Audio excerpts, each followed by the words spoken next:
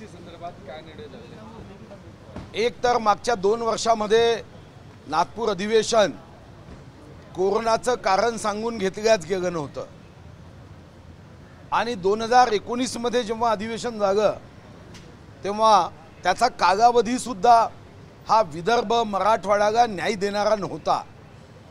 माननीय मुख्यमंत्री, माननीय उपमुख्यमंत्री यांचं मी अभिनंदन करेन की विदर्भाच्या या अधिवेशनाच्या संदर्भात गंभीरतेने हे अधिवेशन व्हावं। या अधिवेशनामध्ये या सर्व क्षेत्राच्या विकासावर संवाद आणि चर्चा व्हावी या दृष्टीने या अधिवेशनाचा कालावधी हा 30 तारखेपर्यंत आजच्या बीएससी मध्ये निश्चित करण्यात आला आहे। 18 डिसेंबरला ग्रामपंचायतच्या निवडणुका असल्याने इच्छा असूनही अधिवेशन हे 19 डिसेंबर पासून घ्यावं लागतंय। 29 डिसेंबरला पुन्हा एकदा कामकाज सल्लागार समितीची बैठक होईल आणि आवश्यकता असल्यास सर्व विषयावर चर्चा करण्यामध्ये कालावधी अपुरा पडल्यास माननीय मुख्यमंत्री व माननीय उपमुख्यमंत्री महोदयांनी अतिशय स्पष्टपणे या संदर्भात या विभागाला न्याय देण्यासाठी सर्व आमदारांची प्रश्न मांडण्याच्या दृष्टीने कालावधी कमी पडला तर आवश्यक तेव्हा 1 आठवडा अधिवेशन वाढवण्याच्या दृष्टीने सुद्धा 29च्या बीएससी मध्ये चर्चा केली जाईल।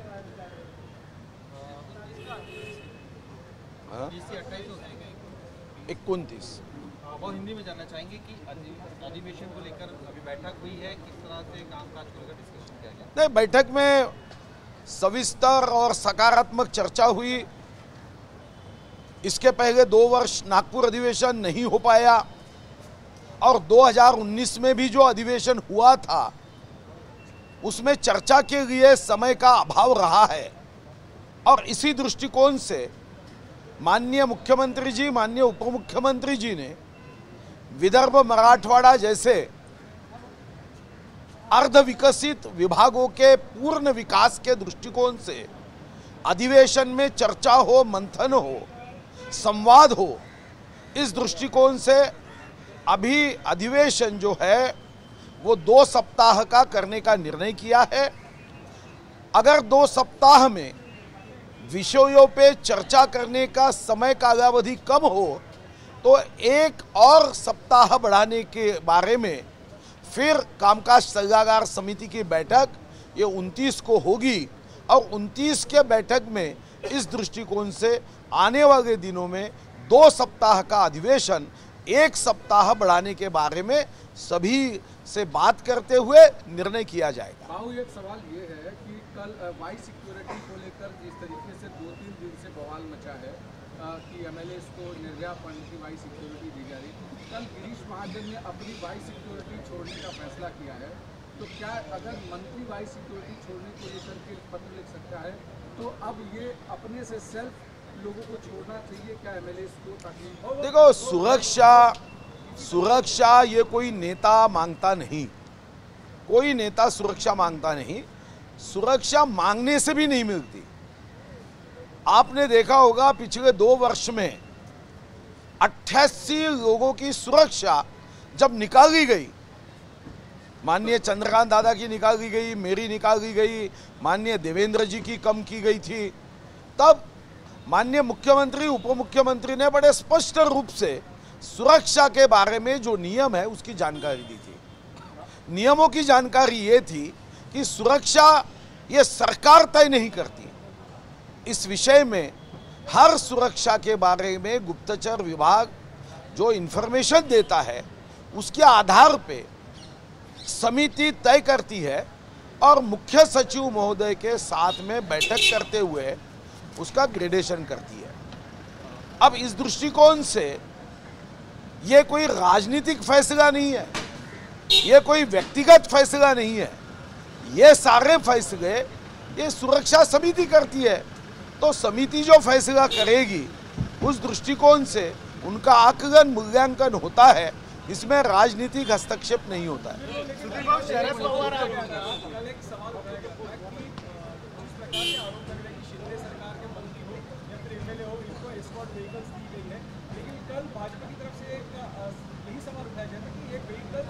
पहले भी महाविकास आघाड़ी के मंत्री जो है उनको भी उनकी सुरक्षा के लिए दिए गए थे, तो ये दोगलापन क्यों है? नहीं, ये दोगलापन है। पिछले समय में भी ये सरकार जो थी वो भूल जाती है कि विधानसभा में उन्होंने क्या जवाब दिया, पत्रकार परिषद में उन्होंने क्या बात कही और क्या निर्णय किया। और बहुत बार ऐसा हो रहा है। हम तो चाहते हैं कि उद्योग के बारे में भी सत्तारूढ़ पार्टी जवाब देने के लिए तैयार है। जो नेता प्रेस कॉन्फ्रेंस लेकर सरकार पर टीका करते आई है, उनसे मेरा आग्रह है, आह्वान है कि आप विधानसभा के अधिवेशन में ये विषयों को उठाइए। सरकार गलत है या आप झूठ बोलते हो, दूध का दूध पानी का पानी होगा। मगर कुछ नेता बाहर एक बात कहते हैं, उस बात पे अधिवेशन में कभी चर्चा नहीं करते, क्योंकि उनको पता है अधिवेशन में हमने अगर चर्चा की तो हमारा जो नकाब है, हमारा जो नकली चेहरा है, ये बाहर आएगा और कागज के फूलों से खुशबू कभी नहीं आ सकती और ये नेताओं के ओठों से कभी सच बात आ नहीं सकती। ये लोगों को पता चल जाएगा। अनिल देशमुख की बेल ऑर्डर में स्पष्ट रूप से सामने आया है कि सचिन वाजे का अगर स्टेटमेंट छोड़े तो कहीं पर भी कोई पुख्ता सबूत नहीं सामने आया है कि उन्होंने 100 करोड़ की वसूली की है। अब विपक्ष निशाना साध रहा है कि इस तरह से झूठे आरोप मढ़कर हमारे मंत्रियों तो ये आपका कहना है कि कोर्ट को समझने को, ये बात को समझने को क्या इतने दिन लग गए? देखो, ये मुझे लगता है कि कुछ लोग जमानत पे छूटने के बाद खुशियां मनाते, मुझे आश्चर्य होता है। एक मारने नाम का कोई व्यक्ति था, जमानत में छूटने के बाद उसने तो बड़ी यात्रा निकाली, शोभा यात्रा निकाली। कई खूनी जमानत पे छूट जाते हैं। तो इसका मतलब ये नहीं है जमानत पे छूटना कि आप निर्दोष साबित हुए हैं। हाँ, कोर्ट ने अगर ये कहा कि इसमें कोई तथ्य नहीं है, ये गलत मिथ्या आरोप के आधार पे उन्हें जेल में डाला गया था, कोर्ट कानून के चाबुक से अगर तपास यंत्रणा को ठोकता है तो ये बातें ठीक है। ये एक नई क्या आदतें लग गई है कि जमानत पे छूटने के बाद दिवाली मनाने की। मुझे लगता है कि समाज स्वास्थ्य के लिए ये बातें बहुत अच्छी नहीं है। शरद पवार को जान से मारने की धमकी दी गई है। किस तरह देखते हैं शरद पवार जी को धमकी दी गई जान से मारने की? अरे धमकी देने वाले डरपोक होते हैं। माननीय मोदी जी को भी आपने देखा, पिछले साल भर में 3 बार जान से मारने की धमकी दी। और एक तो कांग्रेस का ऐसा नेता है जो खुलेआम से धमकी दे रहा है। अरे ऐसे धमकियों को कौन डरता है? ना शरद पवार जी डरते हैं, ना मोदी जी डरते हैं। ये अपने प्राणों को हाथों में लेकर देश की सेवा करने का प्रण लेकर काम करने वाले लोग हैं। ये डरते हैं क्या? एकनाथ शिंदे जी को धमकी दी तो ये गिदड़ धमकियों से ना मोदी जी डरते हैं, ना शरद पवार जी डरते हैं। गृह विभाग या इस विषय को लेकर जो तपास यंत्रणा है वो जांच करेगी और चाहिए तो फिर सुरक्षा देगी। ऐसे डरपोक लोग धमकी देते हैं। अब मुझे कई बार धमकी आती, मैं तो बताता तक नहीं। फिर वो एक नवीन प्रस्ताव दिला है की चहापानाऐवजी सुवर्ण महोत्सवाचा संवाद सुसंवाद साधून चहापानावर बहिष्कार, नाराजी नाट्य हे होण्यापेक्षा सगळ्यांनी एकत्र यावा हा प्रस्ताव दिलाय। काय नेमकं विरोधकांनी उत्तर दिले? नाही, मी हा प्रस्ताव यासाठी दिला, मी हा प्रस्ताव देताना माझी भूमिका स्पष्ट आहे। हे वर्ष अमृत महोत्सवी वर्ष आहे। 75 वर्षाच्या संदर्भातलं सिंहावलोकन झालं पाहिजे, चर्चा झाली पाहिजे। पण यासोबत विरोधी पक्ष आणि सत्तारूढ पक्ष हा जनतेच्या विकासासाठी, प्रगतीसाठी, उन्नतीसाठी संविधानाने दिलेल्या अधिकाराचा समर्पक उपयोग करण्यासाठी चहा पाण्यावर बहिष्कार, बातमी करायची, ठीक आहे। बाकी कालावधीमध्ये राजकारण होतं, पण हे अमृत महोत्सवी वर्ष आहे। आपल्याला या अमृत महोत्सवी वर्षाच्या निमित्ताने चहा पाण्याच्या ऐवजी आम्ही संवाद कार्यक्रम करावा आणि या संवाद कार्यक्रमात अनुभवी नेते आहेत विरोधी पक्षात, जे 15-15 वर्ष 17-17 वर्ष मंत्री म्हणून काम केलं ते आम्हाला सांगू शकतात की 17 वर्षात आम्ही हे निर्णय केले, तुमच्या सरकारने या निर्णयाला पुढे नेलं पाहिजे, आम्ही जनतेच्या हितासाठी हे कामं केलीत, GR काढलेत, तुम्ही सुद्धा या दृष्टीने काम करावं, आम्ही शेतकरी अडचणीत होता तेव्हा मदतीसाठी तिजोरी उघडी केली, तुम्ही सुद्धा तिजोरीचं एक दार नाही तर सर्व बाजूनी उघडी करावी असं त्यांना सांगण्याचा अधिकार आहे।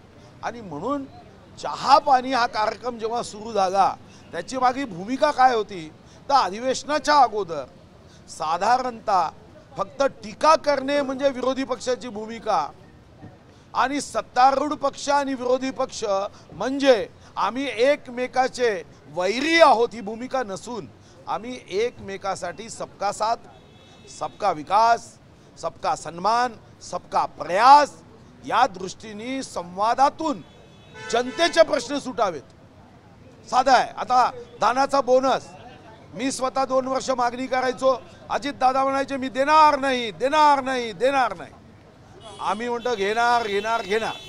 आता धानाच्या बोनसवर त्यांची काय भूमिका आहे ते काय देत नाही म्हणाले, हा संवाद झाला पाहिजे। हा देखील एक आरोप होतोय की ज्यावेळी सत्ता नव्हती त्यावेळी भाजपचे सगळे नेते नागपूरमध्ये अधिवेशन करावं, मोठं करावं, काम करावं असं म्हणत होते आणि आता सरकार आले, सत्ता आली आहे तर लगेच कुठेतरी बदल झालाय, 2 आठवड्यात अधिवेशन गुंडाळण्याचा प्रयत्न नाही, गुंडाळण्याचा प्रश्नच नाही। मागच्या 2 वर्षात तर अधिवेशनच झालं नाही, त्याच्या अगोदरचं अधिवेशन झालं 1 आठवडा आणि आपल्याला कदाचित माहित नसेल आज या संदर्भात ही चर्चा झाली की भविष्यामध्ये एक अर्थसंकल्पीय अधिवेशन हे नागपूरमध्ये घ्या, त्यामुळे विदर्भाच्या मराठवाड्याच्या जनतेला न्याय देण्यासाठी आम्ही पूर्ण कटिबद्ध आहोत आणि शब्दांनी नाही कृतीनी। मग धानाचा बोनस असेल, माझी मालगुजारी तलावाचा विषय असेल किंवा माननीय उपमुख्यमंत्री महोदयांनी सुचवल्याप्रमाणे दांडेकर समितीमध्ये उद्योगाचा अनुशेष हा विषय नव्हता, आता उद्योगाच्या अनुशेषावरही समिती बसवून मराठवाड्याचा औद्योगिक अनुशेष, कोकणाचा औद्योगिक अनुशेष, कारण आता उद्योग काही क्षेत्रापुरते केंद्रित झाले।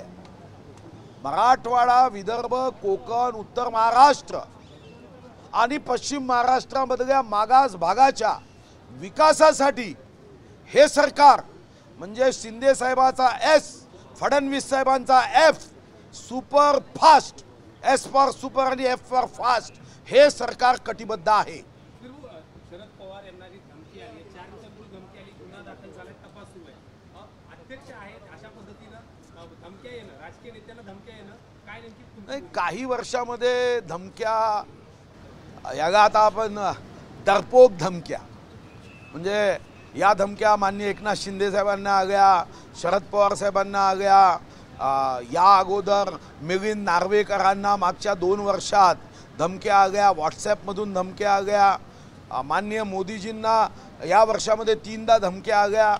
आता काही असे डरपोक लोक धमक्या देतात आणि या धमक्या देणाऱ्यांना आमची पोलीस व्यवस्था, गुप्तचर व्यवस्था शोधूनही काढते। या धमक्यांच्या संदर्भामध्ये ज्या यंत्रणा या विषयावर काम करतात ते या विषयावर निश्चितपणे काम करतील आणि धमकी देणारा कोण आहे हे शोधतील। आपण बघितलं असेल की परवा एका काँग्रेस नेत्यांनी जाहीर सभेत माननीय मोदीजींना धमकी दिली कि हम मोदी जी को समाप्त करेंगे। तर असे डरपोक आहे, तर अशा डरपोक लोक मोदी साहेबांना धमकी देतात, पवार साहेबांना धमकी देतात। अरे ज्या नेत्यांची सर्व आयुष्य हे आपल्या प्राणापेक्षा जनतेचं हित महत्त्वाचं समजून गेलं ते अशा धमक्यांना थोडी घाबरतात। बाळासाहेब थोरात म्हणाले धमकी केलं, बाळासाहेब थोरात अशा धमक्या असं वाटतं राज्यात कायदा सुव्यवस्था राहिली नाही, कायदा व सुव्यवस्थेचा बाळासाहेब थोरात मोठे नेते आहे, अनेक वर्ष मंत्री राहिलेत, त्यांना माहिती आहे की मागच्या 2 वर्षातही धमक्या आल्या होत्या आणि मागच्या 2 वर्षात सन्माननीय आदित्य ठाकरे असतील, सन्माननीय जागा आपण माननीय उद्धवजीची सावली म्हणतो ते मिलिंद नार्वेकरजी असतील, वरुण सरदेसाईजी असतील, त्यांना धमक्या आल्या। मग बाळासाहेब थोरात जे म्हणताय ते जर आपण लक्षात घेतलं तर मागचे 2 वर्षही कायदा सुव्यवस्थेची स्थिती बिघडून होती असा त्याचा अर्थ होईल।